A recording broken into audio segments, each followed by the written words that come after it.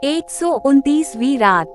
जब 129वीं रात हुई तो उसने कहा कि ए नेकबख्त बादशाह, वजीर दंदान ने जव अलमकान से कहा कि जब ताज अलमलूक ने इस जवान का किस्सा सुना तो हैरान रह गया और उसके दिल में एक आग सी भड़क उठी, क्योंकि इसने शहजादी देना के हुस्न की तारीफ सुनी। और जब उसे ये मालूम हुआ कि वही हिरन की तस्वीरें काटती है तो उसका इश्क और जुनून दोबाला हो गया और उसने जवान से कहा कि खुदा की कसम, तेरे साथ वो बातें पेश आई हैं जो किसी के साथ पेश ना आई होंगी, लेकिन तेरी अभी और जिंदगी बाकी है जो तुझे काटनी होगी। मैं चाहता हूँ कि तुझसे एक बात पूछूं। अजीज ने कहा कि वो क्या? इसने कहा कि तो मुझसे ये बयान कर कि तूने इस लड़की को किस तरह देखा जिसने ये हिरन काढ़ा है। इसने जवाब दिया कि ए मेरे आका, मैंने एक तरकीब चली थी जिसकी वजह से इस तक रसाई हो गई, और वो ये है कि जब मैं काफिले के साथ इसके शहर में दाखिल हुआ तो मैं अक्सर बाहर जाता और बागों की सैर किया करता था। बागों में बहुत से दरख्त थे और उनका बागबान एक बूढ़ा शख्स था जिसकी उम्र बहुत ज्यादा हो चुकी थी।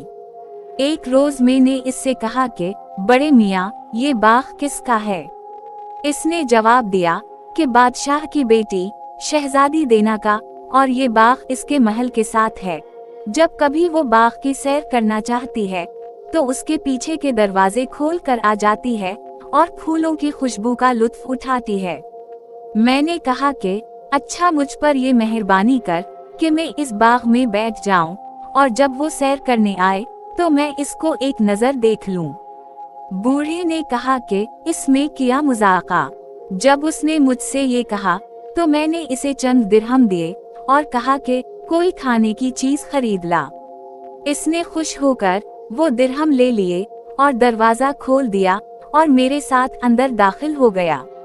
चलते चलते हम एक निहायत नफीस बारहदरी के पास पहुँचे और उसने मुझसे कहा कि तो यहाँ बैठ जा और मैं अभी तेरे पास वापस आता हूँ। इसके बाद इसने कुछ फल लाकर मेरे सामने रख दिए और मुझे छोड़कर चला गया। थोड़ी देर के बाद वो वापस आया और एक तला हुआ मेमना लाया और हमने पेट भर कर खाया, मगर मेरी रूह लड़की के दीदार में लगी हुई थी। हम लोग अभी बैठे ही हुए थे कि दरवाजा खिला और बूढ़े ने मुझसे कहा कि उठ और कहीं छप जा। मैं उठकर छप गया कि इतने में एक हबशी गुलाम ने हुआ दरवाजे से सर निकाला और कहा कि बूढ़े, क्या तेरे पास कोई और भी है? इसने जवाब दिया कि नहीं। गुलाम ने कहा कि बाग का दरवाजा बंद कर दे। बूढ़े ने बाग का दरवाजा बंद कर दिया। इतने में शहजादी देना चोर दरवाजे से निकली। जब मेरी नजर इस पर पड़ी तो मुझे ऐसा मालूम हुआ कि उफक से चांद निकल रहा है। थोड़ी देर तक उसकी तरफ टिकटिकी बांधे देखता रहा और मेरे दिल में उसकी तरफ से ऐसी तमन्ना पैदा हुई जैसे कि प्यासे को पानी की। थोड़ी देर के बाद उसने दरवाजा बंद कर दिया और चली गई। अब मैं भी बाग से निकला और घर की तरफ रवाना हो गया, क्योंकि मुझे मालूम था कि मेरी रसाई इस तक नहीं हो सकती और अब मैं मर्द भी नहीं रहा बल्कि मसल औरत के हो गया हूँ, और वो बादशाह की बेटी है और मैं ताजिर आदमी हूँ। लिहाजा मेरी रसाई इस जैसी औरत या किसी और औरत तक क्यों कर हो सकती है। जब मेरे इन साथियों ने सफर का सामान बांधा तो मैं भी तैयार होकर उनके साथ चल दिया और इन्होंने इस शहर का रुख किया।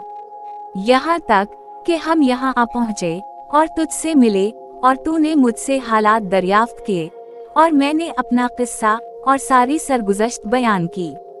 वुस्सलाम। जब ताज अलमलूक ने ये बातें सुने तो वो दिल वो जान से शहजादी देना पर फिदा हो गया और अजीज की सरगुज़श्त पर उसे सख्त हैरानी हुई और अजीज को अपने हमराह लेकर सवार हो गया और अपने बाप की राजधानी में पहुंचा। वहां पहुंचकर उसने अजीज को एक अलहदा मकान रहने के लिए दिया और खाना पीना और लिबास, जिन जिन चीजों की उसे जरूरत थी, मुहैया की। अब शहजादा इसको वहीं छोड़कर अपने बाप के महल में गया और उसके रुखसारों पर आंसू बह रहे थे।